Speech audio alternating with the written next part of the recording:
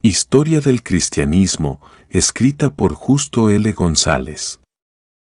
Capítulo 9. Los maestros de la Iglesia. Quien no ha aprendido la palabra, puede escudarse tras su propia ignorancia.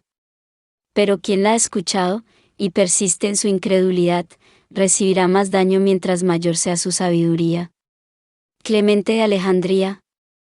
A fines del siglo II y principios del III, floreció toda una generación de notabilísimos pensadores cristianos.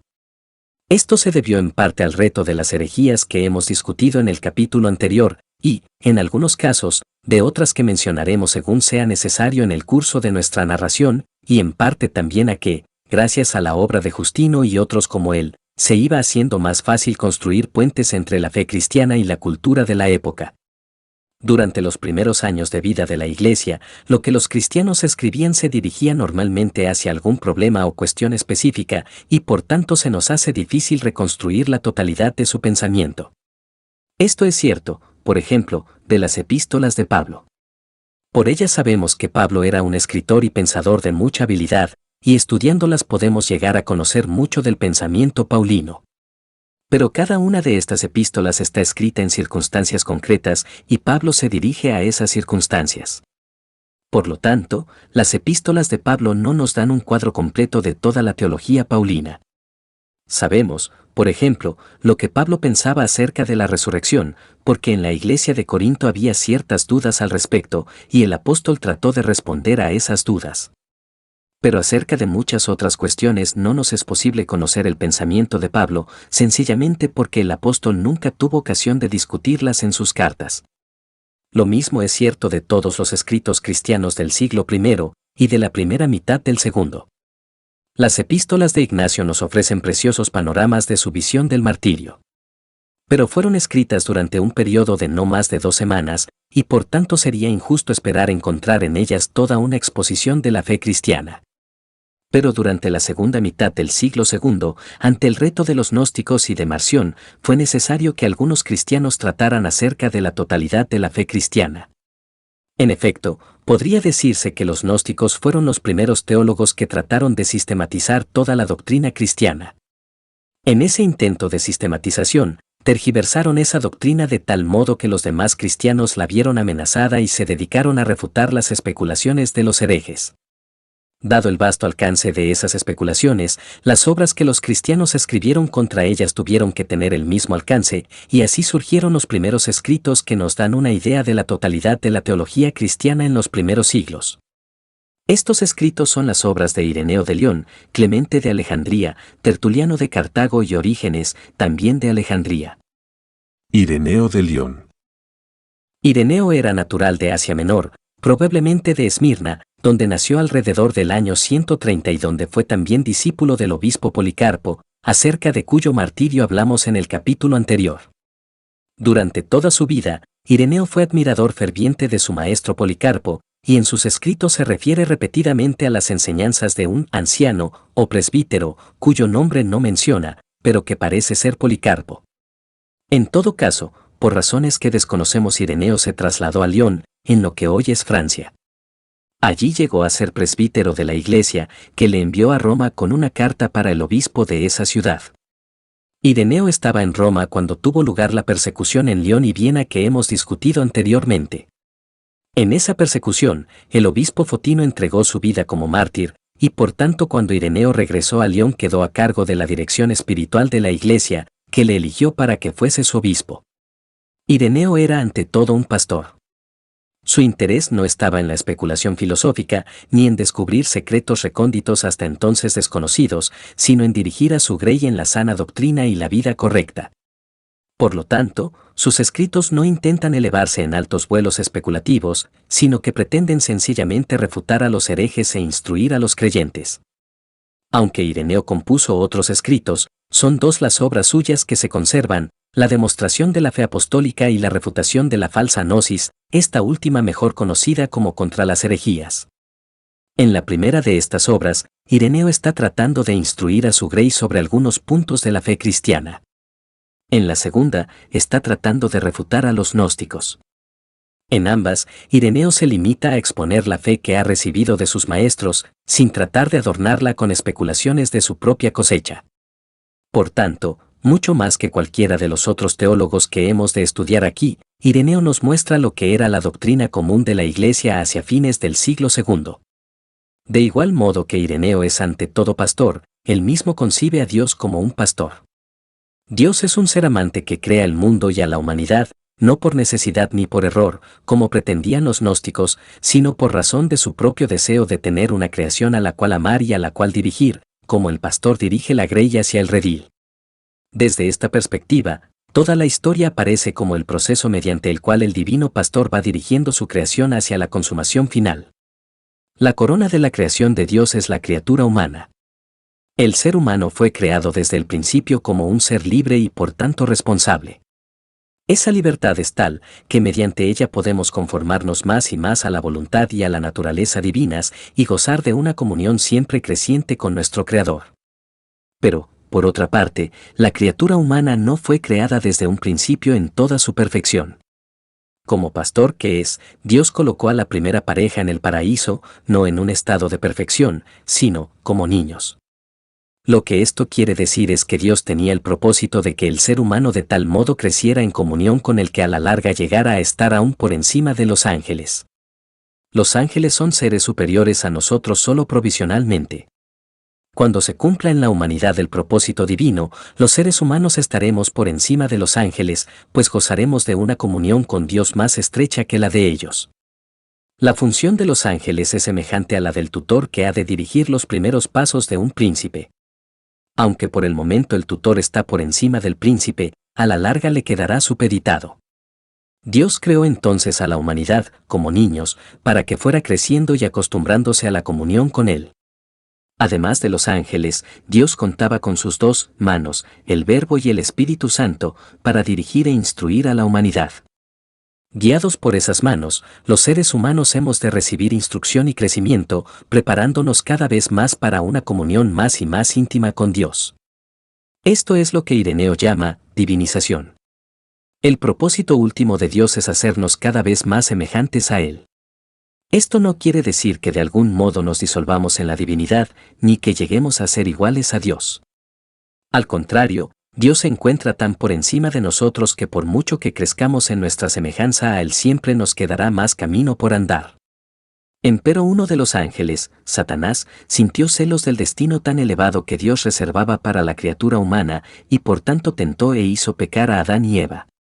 Como resultado del pecado, la criatura humana fue expulsada del paraíso y su crecimiento quedó torcido. Por lo tanto, la historia tal como se ha desarrollado es resultado del pecado. Pero, si bien el contenido concreto de la historia de la humanidad es resultado del pecado, el hecho de que haya historia no lo es. Dios siempre tuvo el propósito de que hubiera historia. El paraíso no era sino el punto de partida en los propósitos de Dios para con la humanidad.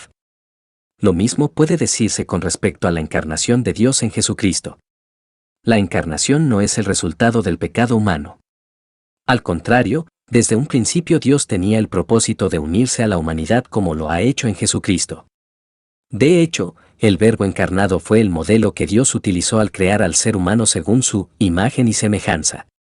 Adán y Eva fueron creados para que, tras un proceso de crecimiento e instrucción, llegaran a ser como el Verbo que habría de encarnarse. Por razón del pecado, lo que ha sucedido es que la encarnación ha tomado otro propósito y ha venido a ser también remedio contra el pecado y medio para la derrota de Satanás.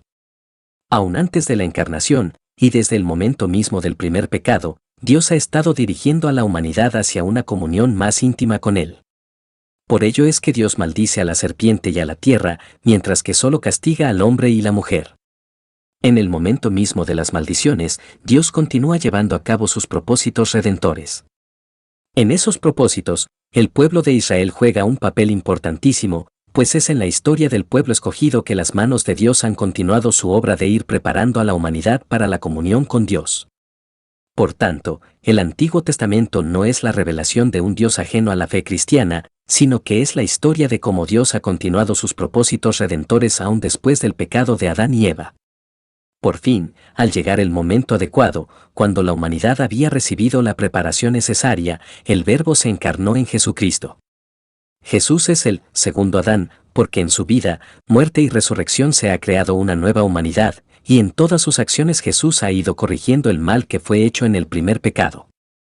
Pero, más que eso, Jesús ha derrotado al maligno y nos ha hecho posible vivir en una nueva libertad.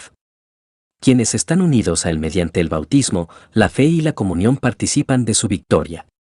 Jesucristo es literalmente la cabeza de la Iglesia, que es su cuerpo. El cuerpo se nutre mediante la adoración, particularmente la Eucaristía, y de tal modo está unido a la cabeza que ya va recibiendo los beneficios de la victoria de Cristo. En su resurrección ha comenzado la resurrección final, de la que todos los que forman parte de su cuerpo serán partícipes.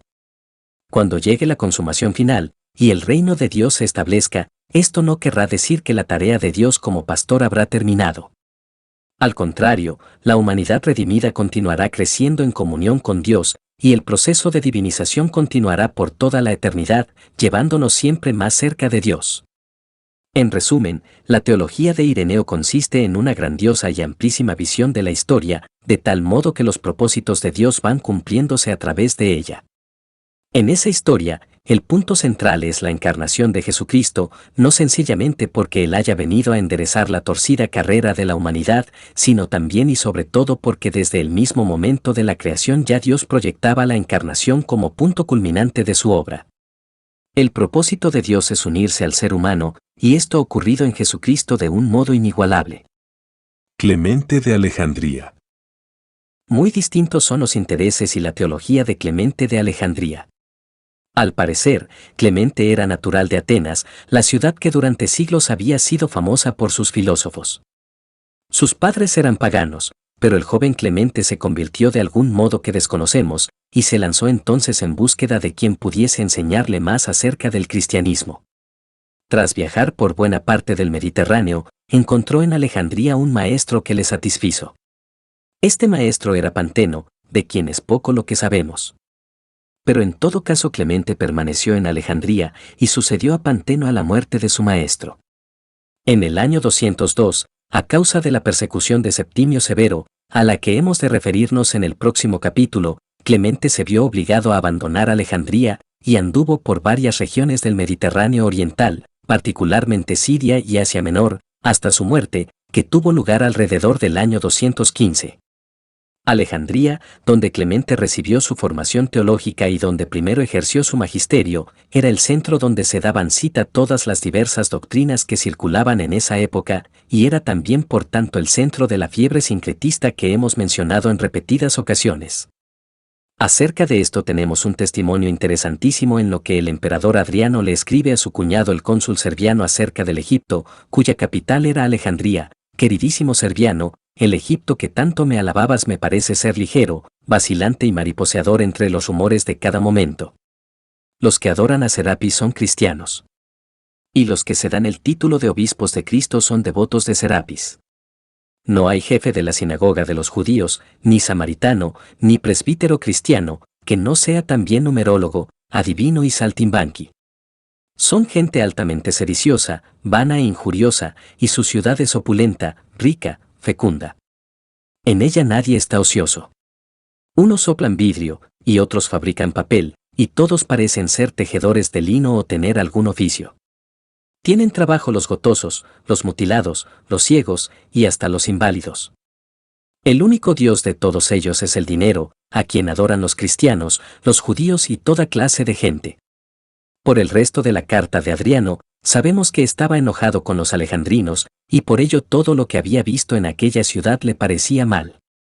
Hasta el hecho de que todos estuvieran ocupados le daba ocasión para criticar la vida de los alejandrinos. Pero aún descontando la mala voluntad del emperador, esta carta nos da la impresión de una ciudad rica, con gran actividad comercial e intelectual, en la que por tanto se mezclaban y confundían toda suerte de doctrinas. Por otra parte, Adriano no menciona las verdaderas glorias de Alejandría.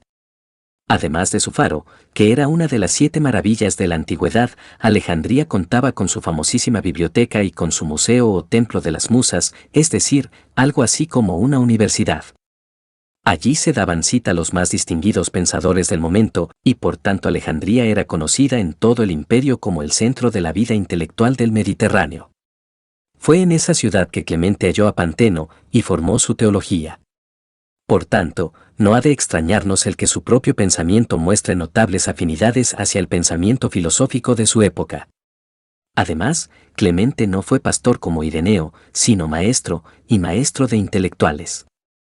Por tanto, lo que él busca no es tanto exponer la fe tradicional de la Iglesia, ni guiar a todo el rebaño de tal modo que evite caer en las redes de las herejías, sino más bien ayudar a quienes buscan las verdades más profundas y convencer a los intelectuales paganos de que el cristianismo no es después de todo la religión absurda que sus enemigos pretenden. En su exhortación a los paganos, Clemente da muestras de su método teológico al apelar a Platón y otros filósofos. Busco conocer a Dios, y no solo las obras de Dios, ¿quién me ayudará en mi búsqueda? ¿Cómo entonces, oh Platón, ha de buscarse a Dios? El propósito de Clemente en este pasaje es mostrarles a sus lectores paganos que buena parte de las doctrinas cristianas encuentra apoyo en las enseñanzas de Platón. De ese modo los paganos podrán acercarse al cristianismo sin creer que se trata, como decían muchos, de una religión de gentes ignorantes y supersticiosas. Pero la razón por la que Clemente apela a Platón no es solo la conveniencia del argumento. Clemente está convencido de que la verdad es una sola, y que por tanto cualquier verdad que Platón haya conocido no puede ser distinta de la verdad que se ha revelado en Jesucristo y en las Escrituras. Según él, la filosofía les ha sido dada a los griegos de igual modo que la ley les ha sido dada a los judíos. Y tanto la filosofía como la ley tienen el propósito de llevar a la verdad última que nos ha sido revelada en Jesucristo. Los filósofos son a los griegos lo que los profetas fueron a los judíos. Con los judíos Dios ha establecido el pacto de la ley, y con los griegos, el de la filosofía.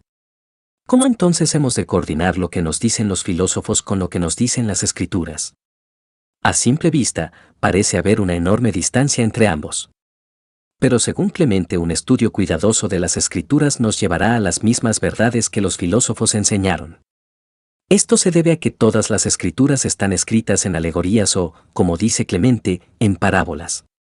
El texto sagrado tiene siempre más de un sentido. El sentido literal no ha de despreciarse. Pero quien se queda en él es como el niño que se contenta con beber leche y nunca llega a ser adulto. Más allá del sentido literal se encuentran otros sentidos que el verdadero sabio ha de descubrir. La relación entre la fe y la razón es muy estrecha, pues una no puede funcionar sin la otra. La razón siempre construye sus argumentos sobre la base de ciertos principios que ella misma no puede demostrar, pero que acepta por fe. Para el sabio, la fe ha de ser entonces el primer principio, el punto de partida, sobre el cual la razón ha de construir sus edificios. Pero el cristiano que se queda en la fe, al igual que el que no va más allá del sentido literal de las Escrituras, es como el niño de leche, que no puede crecer por falta de alimento sólido. Frente a tales personas, que se contentan con los rudimentos de la fe, se encuentra el sabio o, como dice Clemente, el verdadero gnóstico. El sabio va más allá del sentido literal de las Escrituras y de los rudimentos de la fe. El propio Clemente concibe entonces su propia tarea, no como la del pastor que guía a la grey, sino como la del verdadero gnóstico, que dirige a otros de iguales inclinaciones. Naturalmente, esto tiende a producir una teología de tipo elitista, y Clemente ha sido criticado frecuentemente por esa tendencia en su pensamiento. En cuanto al contenido mismo de la teología de Clemente, hemos de decir poco. Aunque él piensa estar sencillamente interpretando las Escrituras, su exégesis alegórica le hace posible encontrar en ellas ideas y doctrinas que vienen más bien de la tradición platónica. Dios es el uno inefable, acerca del cual es imposible decir cosa alguna en sentido recto. Todo lo que podemos decir de Dios consiste en negarle todo límite. Lo demás es lenguaje metafórico, que nos resulta útil porque no tenemos otro, pero que sin embargo no describe a Dios. Este uno inefable se nos da a conocer en el Verbo, que les reveló a los filósofos y a los profetas toda la verdad que supieron, y que últimamente se ha encarnado en Jesucristo. En todo esto, Clemente sigue a Justino y en cierta medida al filósofo judío alejandrino Filón, a quien nos hemos referido anteriormente. Pero su énfasis en la encarnación del Verbo hace que su teología sea cristocéntrica. Por otra parte, la importancia de Clemente no está en lo que haya dicho sobre tal o cual doctrina, sino en el modo en que su pensamiento es característico de todo un ambiente y tradición que se forjaron en la ciudad de Alejandría y que sería de gran importancia para el curso posterior de la teología. Más adelante en este capítulo, al tratar acerca de Orígenes, veremos el contenido de esta teología en toda su madurez, y por tanto no es necesario que nos detengamos aquí a exponerlo.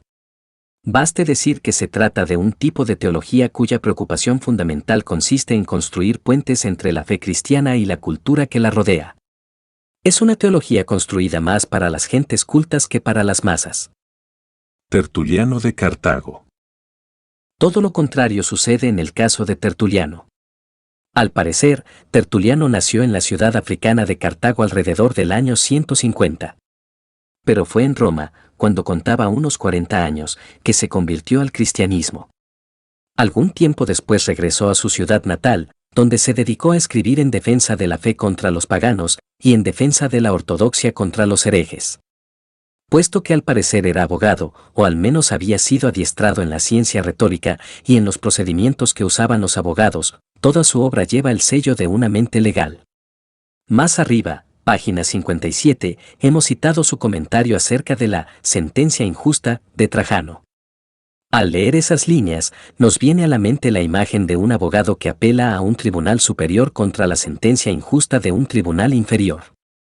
En otro tratado, escrito también contra los paganos, y que lleva por título El testimonio del alma, Tertuliano coloca al alma pagana en el banquillo del testigo y, tras interrogarla al estilo de un abogado en un juicio, llega a la conclusión de que aún el alma pagana es, por naturaleza cristiana, y que si persiste en rechazar el cristianismo ello es por obstinación y ceguedad.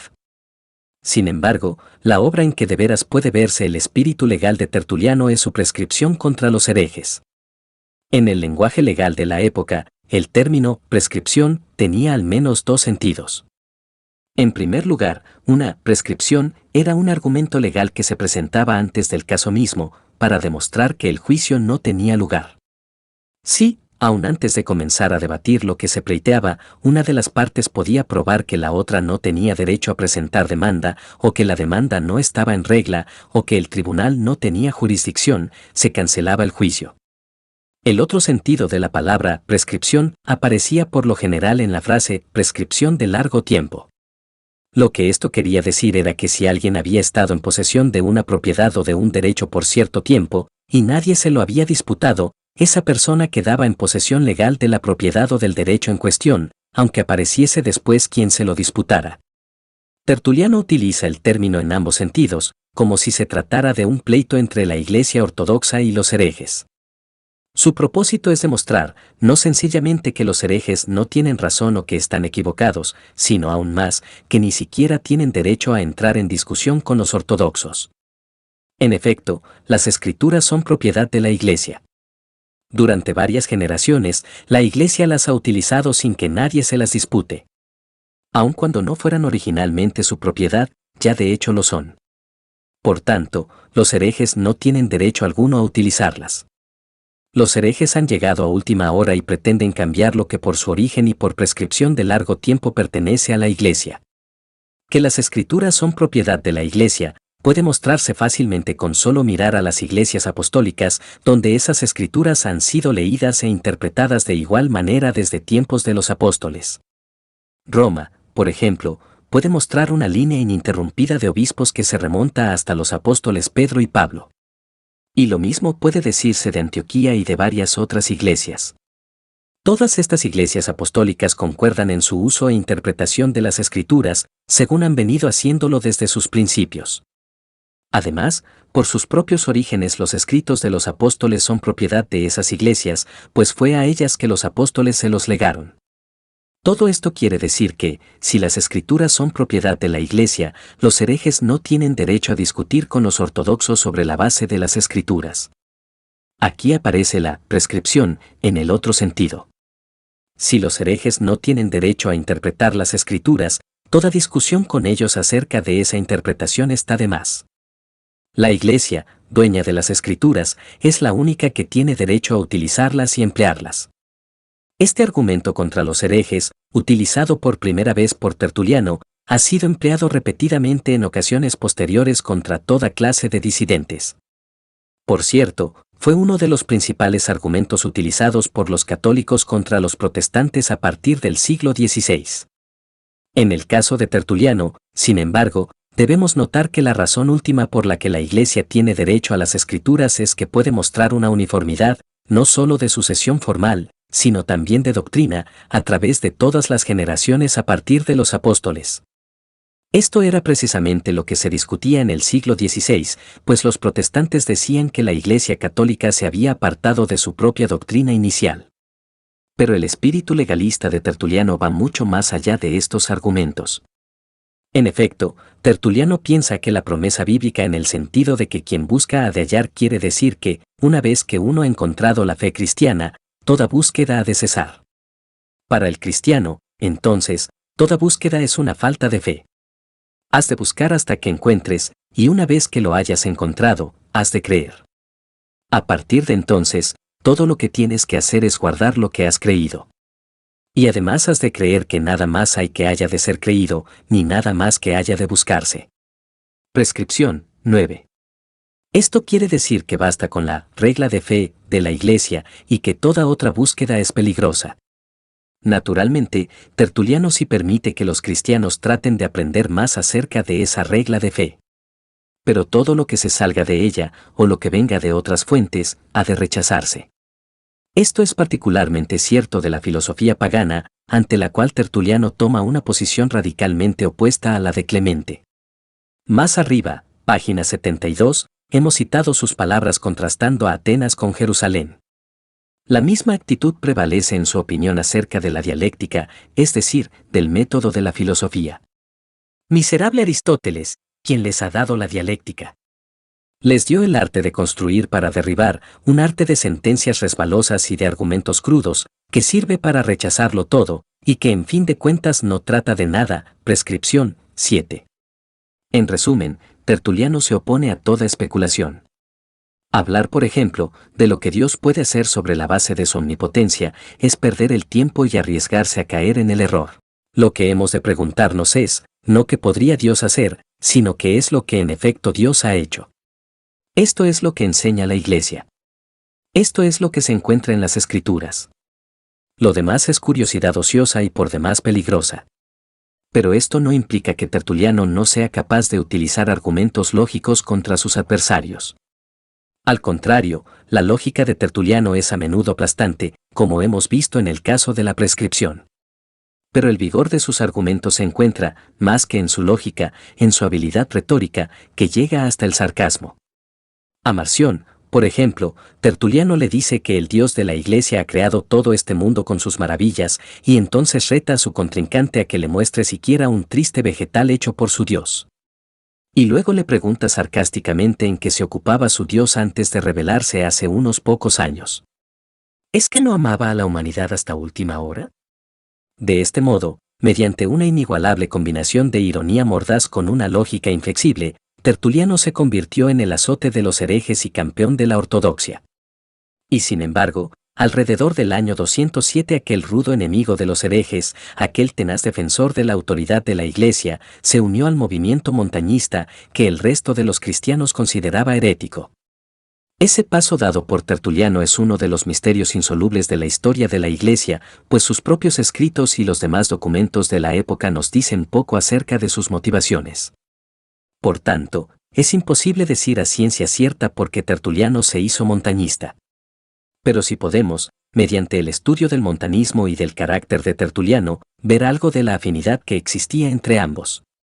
El montanismo recibe ese nombre de su fundador, Montano, quien había sido sacerdote pagano hasta su conversión alrededor del año 155. Algún tiempo después, Montano comenzó a profetizar, diciendo que había sido poseído por el Espíritu Santo. Pronto se le unieron dos mujeres, Priscila y Maximila. Esto en sí no era nuevo, pues en esa época todavía continuaba la práctica de permitirles a quienes recibían ese don que profetizaran en las iglesias. Lo que sí se acostumbraba, y se había acostumbrado desde el principio, era asegurarse de que lo que tales profetas decían concordaba con la doctrina cristiana. En el caso de Montano y sus seguidores, Pronto las autoridades eclesiásticas comenzaron a tener dudas, pues los montañistas decían que con ellos había comenzado una nueva era. De igual modo que en Jesucristo se había iniciado una nueva edad, ahora estaba sucediendo lo mismo con la dádiva del Espíritu Santo a los montañistas. Esa nueva edad se caracterizaba por una vida moral más rigurosa, de igual modo que el Sermón del Monte había enseñado una doctrina más rigurosa que el Antiguo Testamento. La razón por la que el resto de la Iglesia se opuso a la predicación de los montañistas no fue su énfasis en las profecías, sino lo que pretendían en el sentido de que ahora comenzaba una nueva era, el fin de la historia. Según el Nuevo Testamento, los últimos tiempos comenzaron con el advenimiento y resurrección de Jesucristo y con la dádiva del Espíritu Santo. Con el correr de los años, esto se fue olvidando, hasta el punto que a nosotros hoy se nos hace difícil concebirlo así. Pero en el siglo II la Iglesia seguía afirmando que el fin había comenzado en Jesucristo. Por lo tanto, afirmar, como lo hacían los montañistas, que el fin había comenzado ahora, con la dádiva del Espíritu amontano y los suyos, era disminuir la importancia de los acontecimientos del Nuevo Testamento y pretender que el Evangelio no era sino una etapa más en la historia de la salvación. Tales doctrinas la Iglesia no podía aceptar. Tertuliano, sin embargo, parece haberse sentido atraído por el rigorismo de los montañistas. Su mente legalista exigía un orden perfecto, en el que todo se hiciera como era debido. En la Iglesia, a pesar de todos sus esfuerzos por cumplir la voluntad de Dios, había demasiadas imperfecciones que no cuadraban con el legalismo de Tertuliano. El único modo de explicar esas imperfecciones, y de sobreponerse a ellas, consistía en creer que la Iglesia era solo una etapa intermedia y que ahora había comenzado una nueva era del Espíritu, en la que todas esas imperfecciones quedarían detrás. Naturalmente, tales esperanzas resultan frustradas, y el hecho es que hacia el fin de sus días Tertuliano parece haber fundado la secta de los tertulianistas, probablemente un grupo de personas que creían que aún los montañistas se habían vuelto demasiado flexibles. En todo caso, el fenómeno que vemos en Tertuliano aparece repetidamente en la historia de la Iglesia en dos sentidos. Primero, una y otra vez veremos el conflicto entre quienes insisten en que la Iglesia ha de ser una comunidad absolutamente pura, y quienes responden que ha de ser ante todo una comunidad de amor, en la que todos hallen aceptación. Segundo, repetidamente veremos que existe una relación paradójica entre la búsqueda de la libertad del espíritu y la insistencia en el rigor de la ley. Tertuliano es ejemplo característico de todo esto.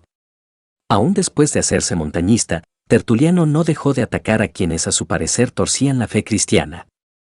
Varias de sus obras del periodo montañista han sido de gran importancia en el desarrollo posterior de la teología. Y ninguna lo ha sido tanto como su tratado contra Práxeas. Lo que sabemos acerca de la persona de Práxeas es poco o nada. Algunos eruditos piensan que nunca hubo tal persona, y que Práxeas es sencillamente el obispo de Roma, Calisto, a quien por alguna razón Tertuliano no quiere nombrar. En todo caso, resulta claro que el tal Práxeas había llegado a tener cierto poder en la Iglesia de Roma, y que allí había utilizado ese poder para oponerse al montanismo y para proponer su propia interpretación acerca de las relaciones entre el Padre, el Hijo y el Espíritu Santo. Según Práxeas, el Padre, el Hijo y el Espíritu Santo eran tres modos en los que Dios se manifestaba, de manera que Dios unas veces era Padre, otras Hijo y otras Espíritu. Esta es la doctrina que recibe el nombre de patripasionismo. Según ella el Padre sufrió la pasión, pues el Hijo es el Padre. Tertuliano comienza su tratado contra Práxeas con su mordacidad característica. Práxeas sirvió al diablo en Roma de dos modos, expulsando la profecía e introduciendo la herejía, echando al Espíritu y crucificando al Padre, contra Práxeas. 1. Pero pronto Tertuliano deja este tono para proponer su propia fórmula acerca del modo en que ha de entenderse la relación entre el Padre, el Hijo y el Espíritu Santo. Esa fórmula es que hay en Dios una substancia y tres personas.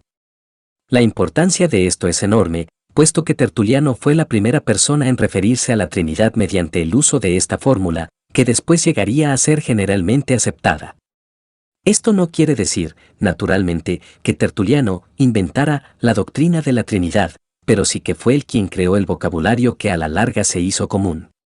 De igual modo, y también en respuesta a otras opiniones de Práxeas, Tertuliano dijo que hay en Cristo una persona y dos substancias o naturalezas, la divina y la humana.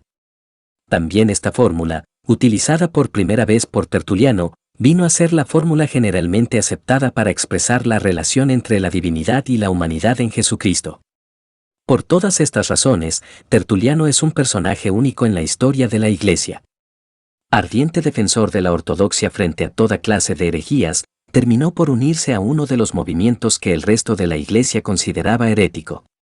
Y, aún después de hereje, siguió produciendo obras y fórmulas teológicas que serían de gran importancia en el curso futuro de la Iglesia.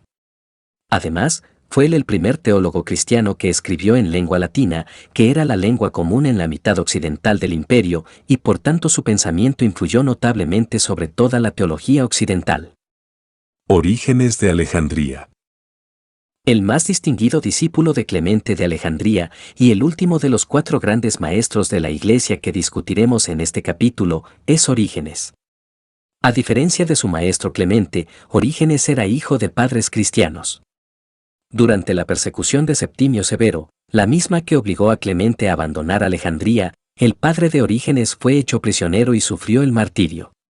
Orígenes, que a la sazón era todavía un jovenzuelo, quiso unirse a su padre en la cárcel para sufrir el martirio junto a él. Pero su madre le escondió sus ropas y Orígenes se vio obligado a permanecer en casa, donde le dedicó a su padre un tratado en el que le exhortaba a ser fiel hasta la muerte. Poco tiempo después de estos acontecimientos, Demetrio, el obispo de Alejandría, puso sobre los hombros de Orígenes, que apenas contaba 18 años de edad, la tarea de preparar a los candidatos al bautismo, los catecúmenos.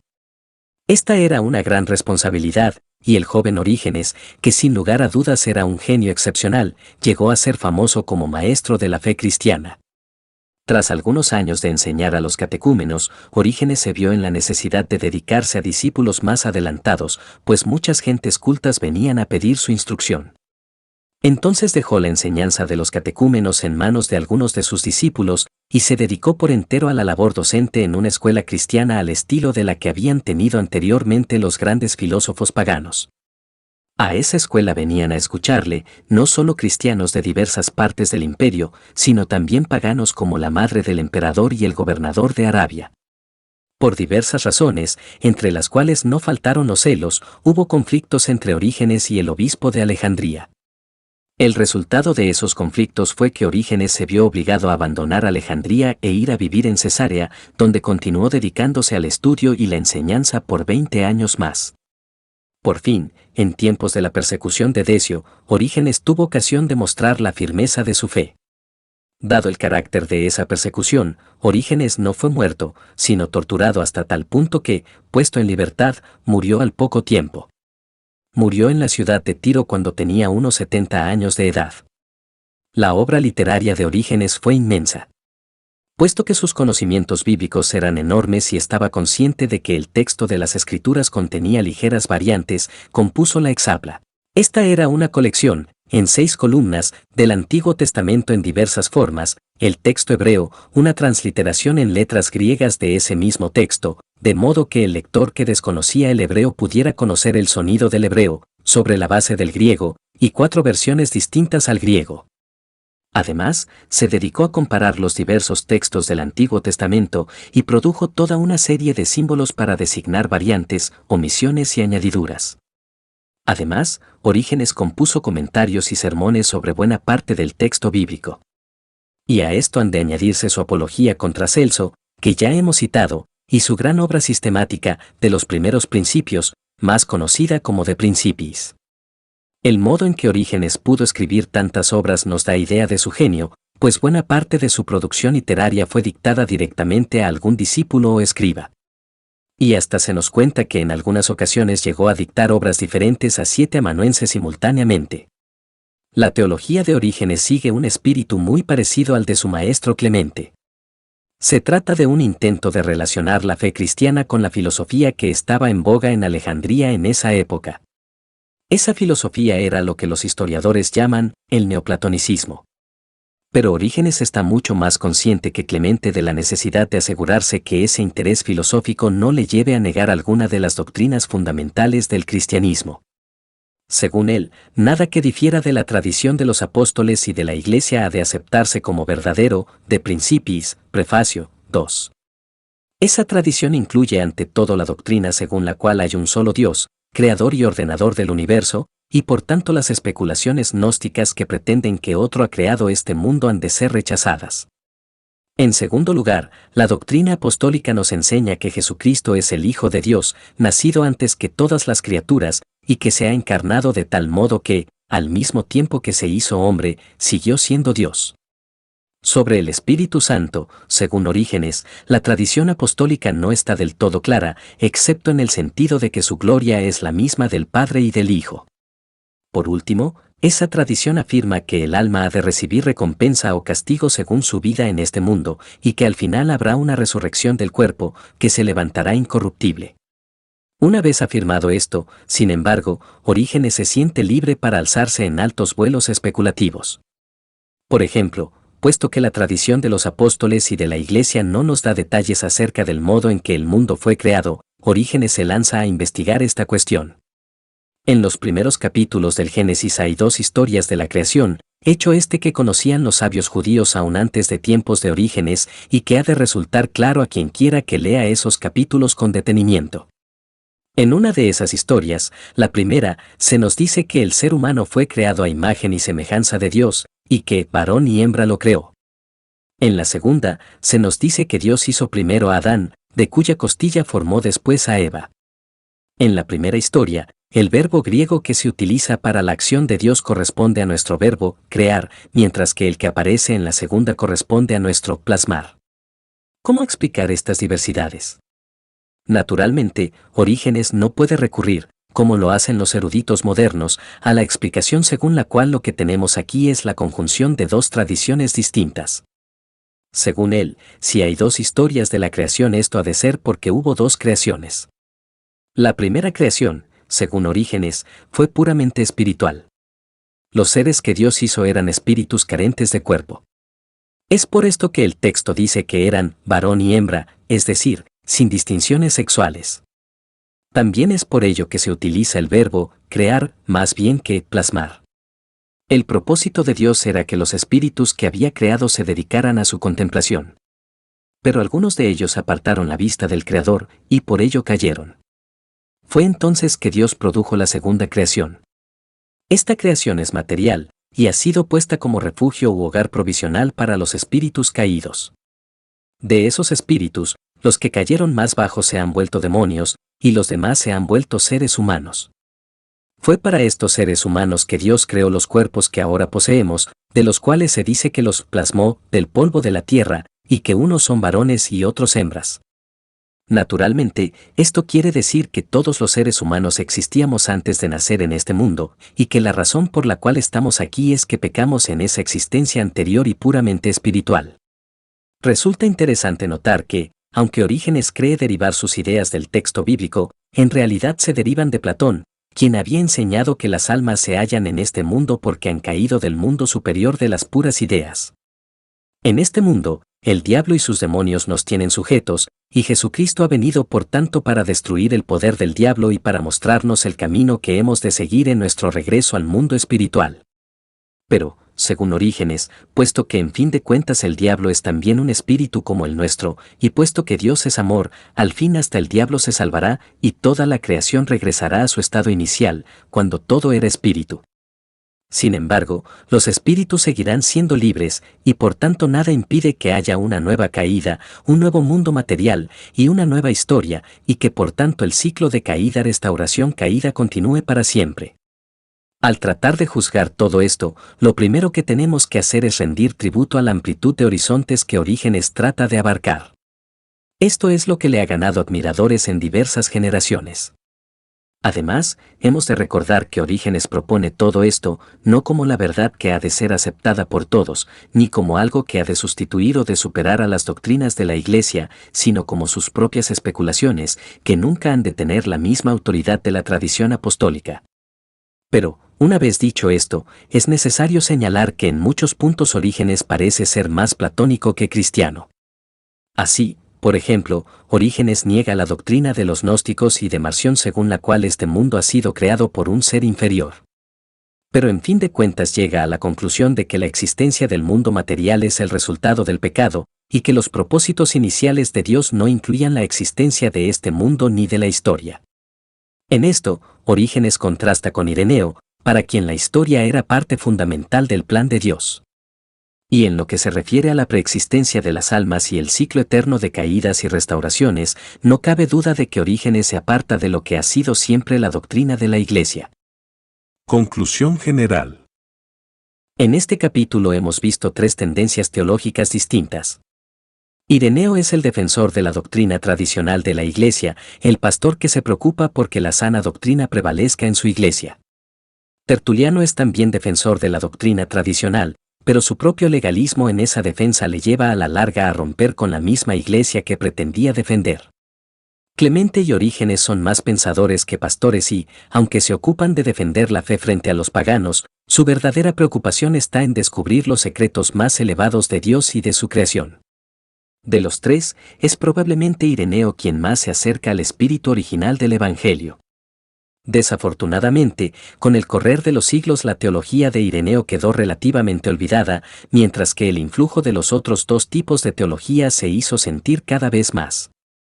Empero la exposición del modo en que esto tuvo lugar y de sus implicaciones para nuestro modo de entender la fe cristiana cae fuera del ámbito de esta historia y deberá quedar reservada para un ensayo que proyectamos publicar en el futuro cercano. Queridos amigos, si les gustó este capítulo no olviden darle like, suscribirse y ver el próximo capítulo que les dejo en la descripción. Nos vemos allá.